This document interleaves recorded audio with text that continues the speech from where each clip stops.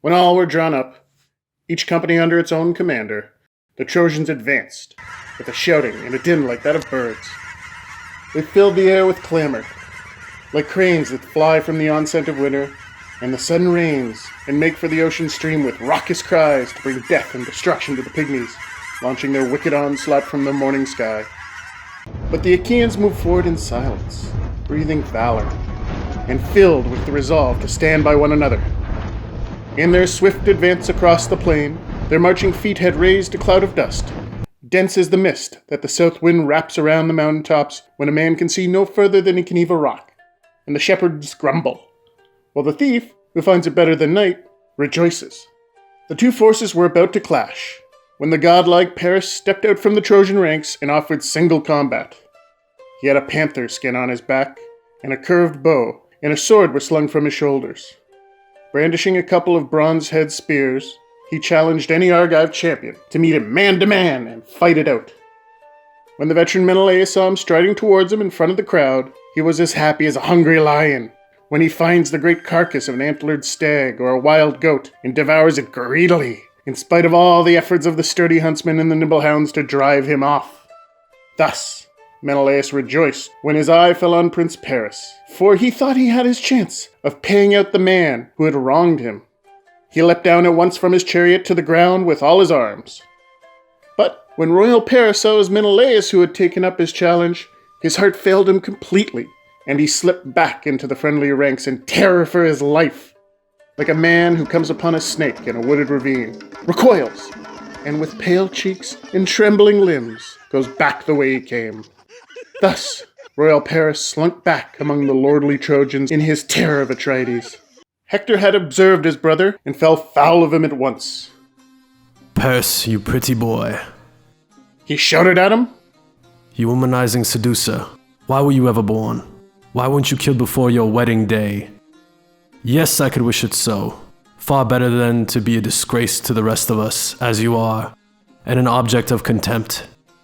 How the long-haired Achaeans must laugh when they see us make a champion of a prince because of his good looks, forgetting that he has no strength of mind, no courage.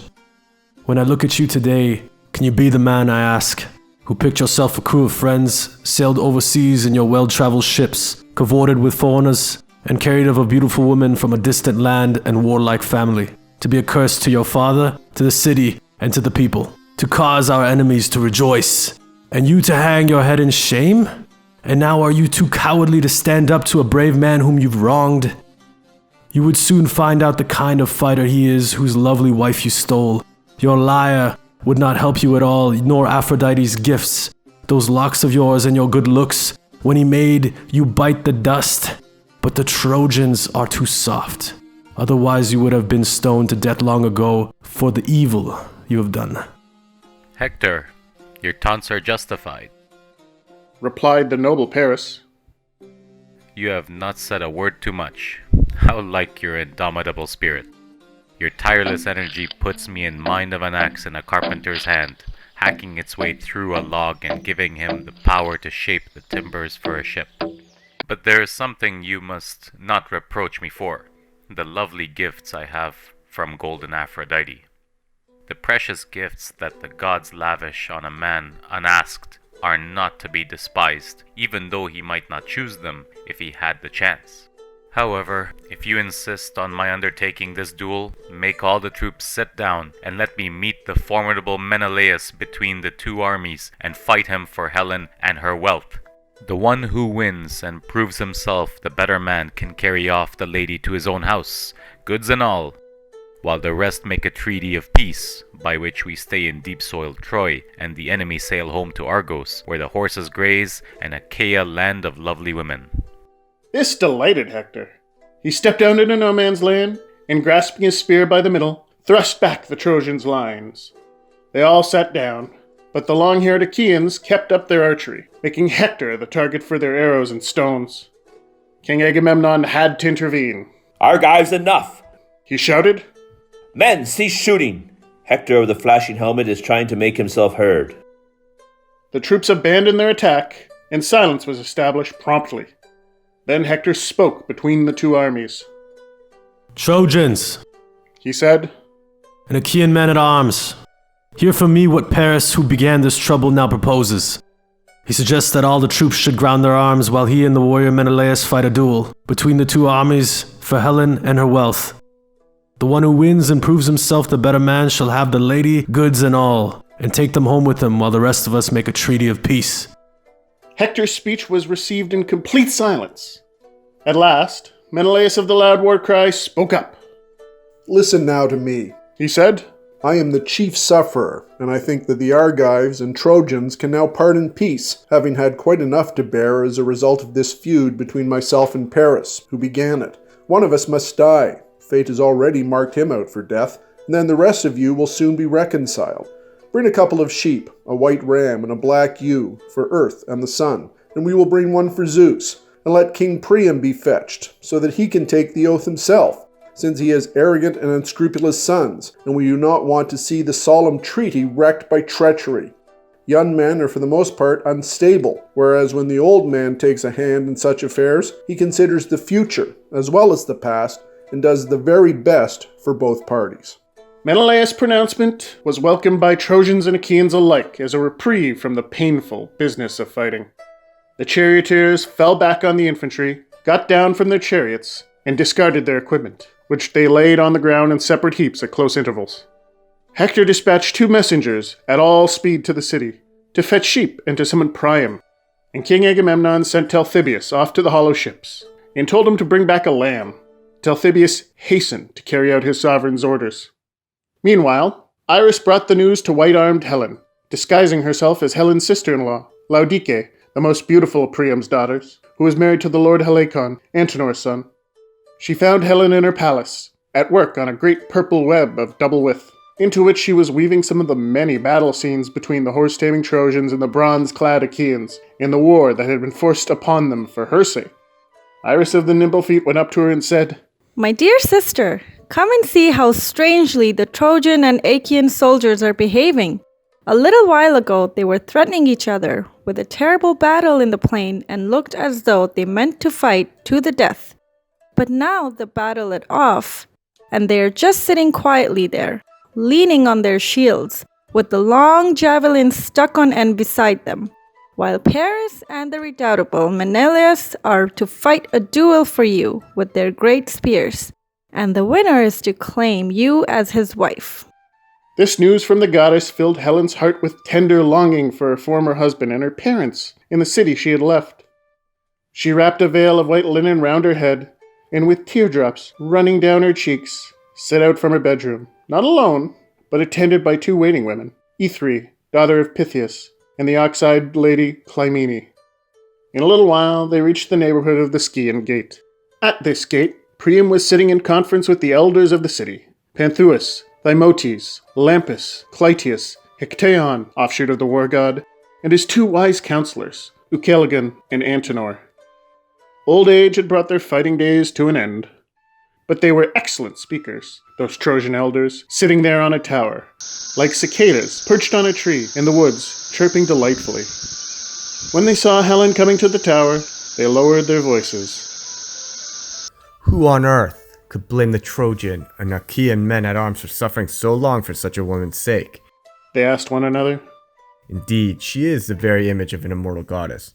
All the same, and lovely as she is, let her sail home and not stay here to vex us and our children after. Meanwhile, Priam had called Helen to his side.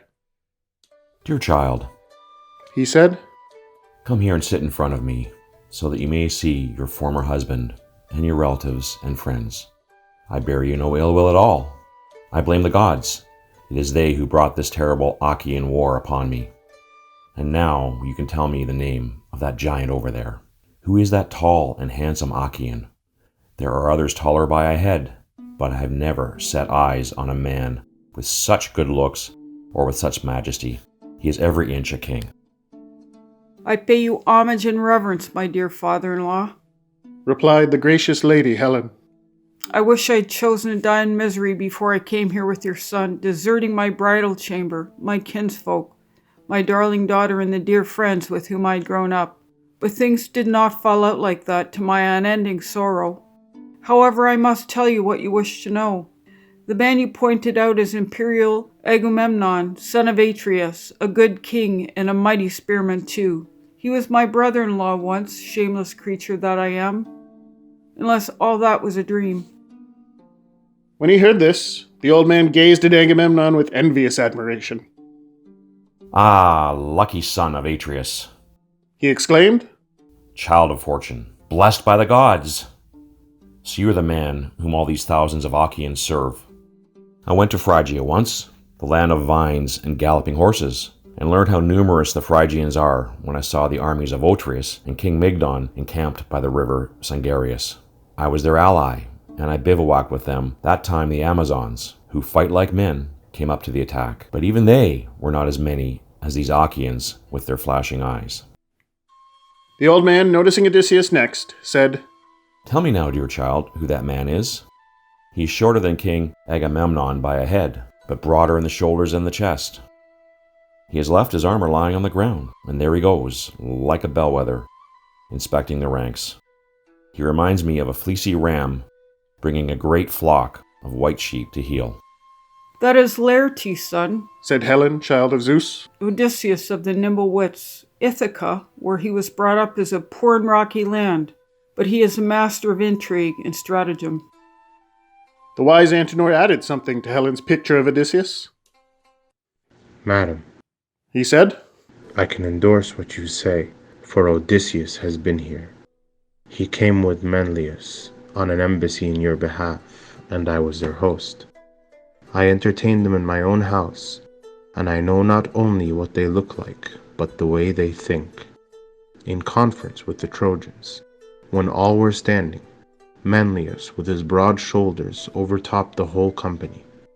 But Odysseus was the more imposing of the two when both were seated.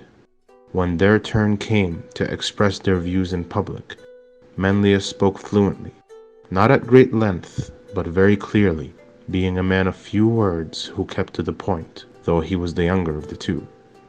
By contrast, when the nimble-witted Odysseus took the floor, he stood there with his head bent firmly down, glancing from under his brows, and he did not swing his staff either to front or back, but held it stiffly, as though he had never handled one before.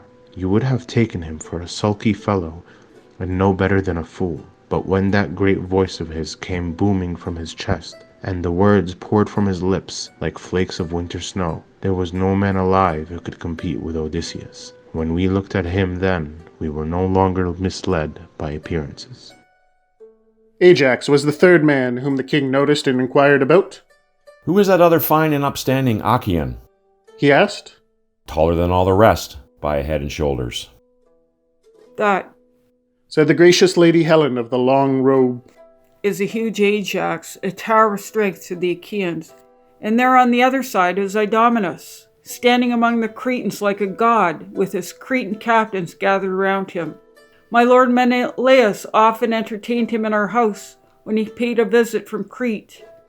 Now I've picked up all of the Achaeans whom I can recognize the name except two chieftains whom I cannot find. Castor, the tamer of horses, and Polydeuces, the great boxer, my own brothers born by the same mother as myself. Either they did not join the army from the lovely Lacedaemon, or if they crossed the seas and came here with the rest, they are unwilling to take part in the fighting on account of the scandal attached to my name and the insults they might hear. She did not know, when she said this, that the fruitful earth had already received them in her lap, over there in Lacedaemon, in the country that they loved. Heralds, meanwhile, were bringing through the town the items for the treaty of peace. 2 sheep and a goatskin bottle full of mellow wine, the fruit of the soil. The herald Idaeus, who carried a gleaming bowl and golden cups, came to the old king and roused him up to action. Up, my lord, He said, the commanders of the Trojan and Achaean forces are calling you to come down onto the plain and make truce. Paris and the warrior Menelaus are going to fight each other with long spears for Helen. The winner is to have the lady, goods and all, while the rest make a treaty of peace, by which we stay in deep soul Troy, and the enemy sail home to Argos, where the horses graze, an Achaean land of lovely women. The old man shuddered when he heard this, but he told his men to harness horses to the chariot, and they promptly obeyed him. Priam mounted and drew back the reins. Antenor got into the splendid chariot beside him, and they drove their fast horses through the Scaean gate towards the open country. When they reached the assembled armies, they stepped down from their chariot onto the bountiful earth, and walked to a spot midway between the Trojans and Achaeans. King Agamemnon and the resourceful Odysseus rose at once, and stately heralds brought the victims for sacrifice together, mixed wine in the bowl, and poured some water on the king's hands. Then Agamemnon drew his knife that he always carried beside the great scabbard of his sword, and cut some hair from the lambs' heads. The hair was distributed among the Trojan and Achaean captains by the heralds, and now Agamemnon lifted up his hands and prayed aloud in the hearing of all. Father Zeus, you that rule from Mount Ida, most glorious and great, and you, the sun, whose eye and ear miss nothing in the world, you rivers and you earth, you powers of the world below that make the souls of dead men pay for perjury, I call on you all to witness our oaths and to see that they are kept. If Paris kills Menelaus, let him keep Helen and her wealth, and we shall sail away in our sea-going ships. But if red-haired Menelaus kills Paris, the Trojans must surrender Helen and all her possessions, and compensate the Argives suitably, on a scale future generations shall remember. And if in the event of Paris' death Priam and his sons refuse to pay, I shall stay here and fight for the indemnity until the war is finished. Agamemnon now slit the lamb's throat with the relentless bronze, and dropped them, gasping, on the ground, where the life force ebbed and left them, for the knife had done its work. Then they drew wine from the bowl and cups, and as they poured it on the ground, they made their petitions to the gods that have been there since time began. The watching Trojans and Achaeans prayed as well. The same prayer served both.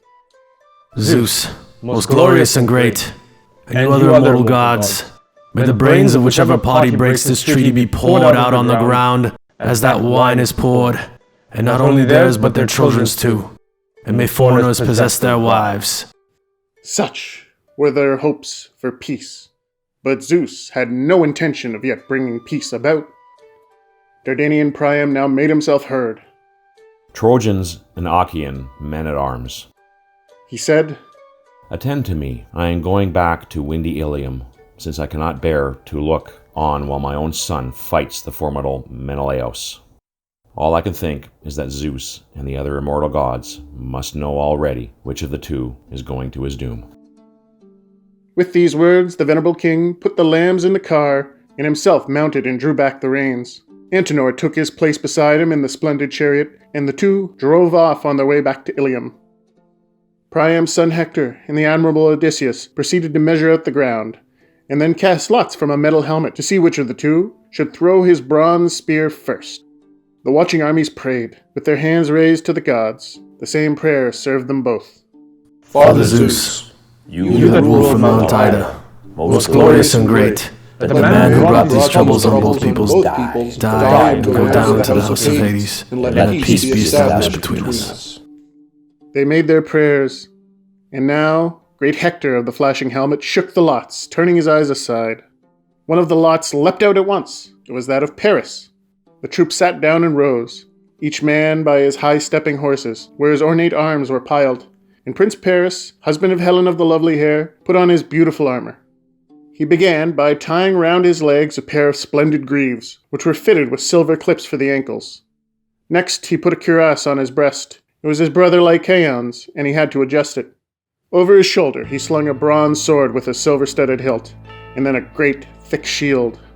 On his sturdy heads he set a well-made helmet. It had a horsehair crest, and the plume nodded grimly on the top. Last he took a powerful spear which was fitted to his grip. Battle-loving Menelaus also equipped himself in the same way, and when both had gotten themselves ready, each behind his own front line, they strode out between the two forces, looking so terrible that the spectators were spellbound, horse-taming Trojans and Achaean men-at-arms alike. The two men took their stations not far from one another on the measured piece of ground, and in mutual fury brandished their weapons.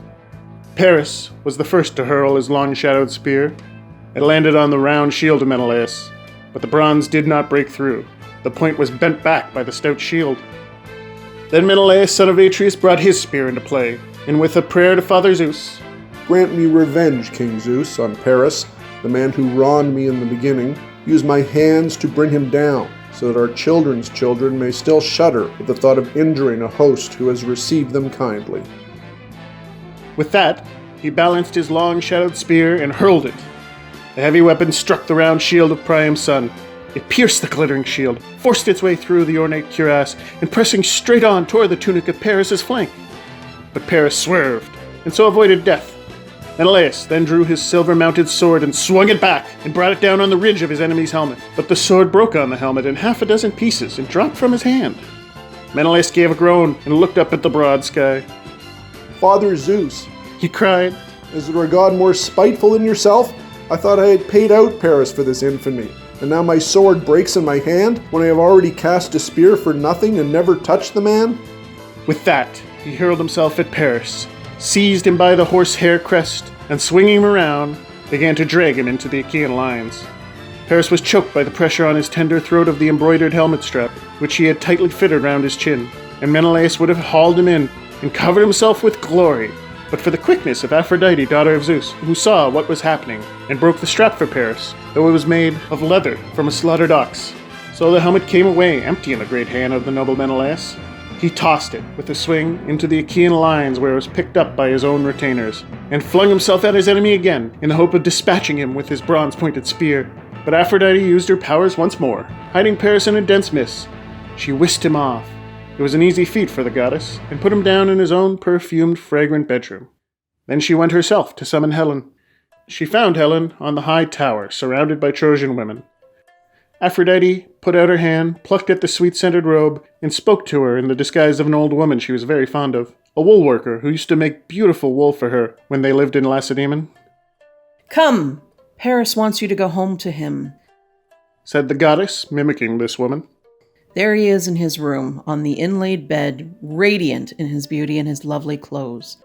You'd never believe that he had just come in from a duel. You would think he was going to a dance or had just stopped dancing and sat down to rest. Helen was perturbed and looked at the goddess.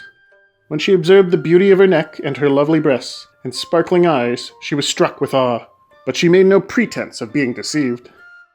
Lady of Mysteries, She said, what is the object of this pageantry? Now that Menelaus has beaten Paris and is willing to take home his erring wife, you are plotting, I suppose, to carry me off to some still more distant city, in Phrygia, or in lovely Meonia. So you begin by coming here and try to lure me back to Paris. No, go and sit with him yourself. Forget that you are a goddess. Never set foot in Olympus again, but devote yourself to Paris. Pamper him well, and one day you may be his wife, or else his slave. I refuse to go and share his bed again. I should never hear the end of it. There is not a woman in Troy who would not curse me if I did. I have enough to bear already. The Lady Aphrodite rounded on her in fury. Obstinate wretch, She cried, do not provoke me, or I might desert you in my anger and hate you as heartily as I have loved you up until now, rousing the Trojans and Achaeans to such bitter enmity as would bring you to a miserable end. Helen was cowed, child of Zeus though she was. She wrapped herself in her white and glossy robe and went off without a sound. Not one of the Trojan women saw her go, for she had a goddess as a guide.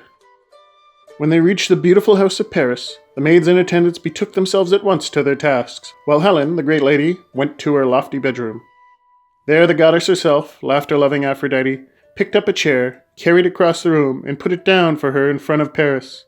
Helen, daughter of Aegis-bearing Zeus, sat down on it, but turned her eyes aside, and began by scolding her lover. So you are back from the battlefield, and I was hoping you'd fallen there to the great soldier who was once my husband. You used to boast that you were a better man than the mighty Menelaus, a finer spearman, stronger in the arm. Then why not go at once and challenge him again? Or should I warn you to think twice before you offer single combat to the red-haired Menelaus? Do nothing rash, or you may end up by falling to his spear. Paris had his answer ready. My dear, do not try to put me on my guard by abusing me, he said. Menelaus has just beaten me with Athene's help, but I too have gods to help me, and next time I shall win. Come, let us go to bed together and be happy in our love.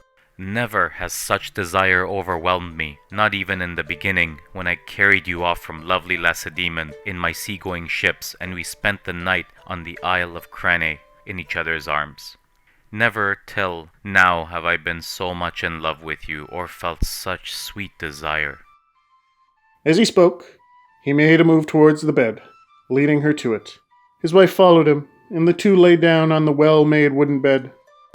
Meanwhile, Menelaus was prowling through the ranks like a wild beast, trying to find Prince Paris. But not a man among the Trojans or their famous allies could point him out to the great Menelaus. Not that if anyone had seen him, he would have hidden him for love. They loathed him, all of them, like death. In the end, King Agamemnon made a pronouncement. Trojans, Dondians, and allies, listen to me. The great Menelaus has won. There is no disputing that. Now give up Argive Helen and her wealth and compensate me suitably on a scale that future generations shall remember. Atrides had spoken, and the Achaeans all applauded.